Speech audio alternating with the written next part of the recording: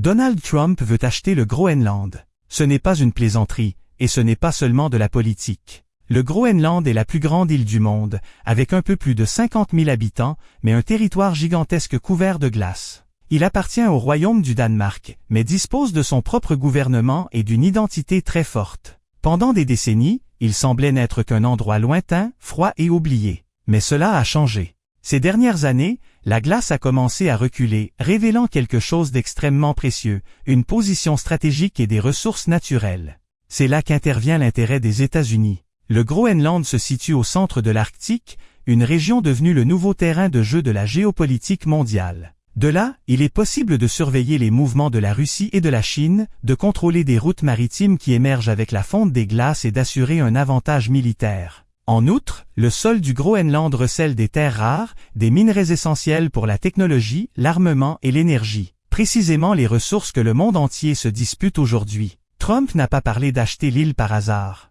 Pour lui, le Groenland représente la sécurité nationale, la puissance économique et l'influence mondiale. Mais la réponse a été immédiate. Le Danemark, l'Union européenne et le peuple groenlandais lui-même ont clairement indiqué « l'île n'est pas à vendre ». Dans le même temps, Trump a laissé entendre qu'il n'entendait pas renoncer à cet objectif, que ce soit par la négociation ou par la pression. Le gouvernement danois a répondu que toute tentative d'imposer un changement de statut serait inacceptable et ferait l'objet d'une réponse conforme aux obligations de défense. L'impasse accroît les tensions et met en lumière un risque plus large, un affrontement de ce type pourrait fragiliser la cohésion de l'OTAN et compromettre les relations entre l'Europe et les États-Unis. Cette histoire n'est pas une histoire de glace. C'est une histoire de pouvoir, d'avenir et de la question de savoir qui dirigera l'Arctique dans les décennies à venir. Selon vous, s'agit-il d'un achat légitime ou d'une imposition stratégique? Partagez votre point de vue dans les commentaires et restez avec nous pour suivre les prochains contenus de cette série.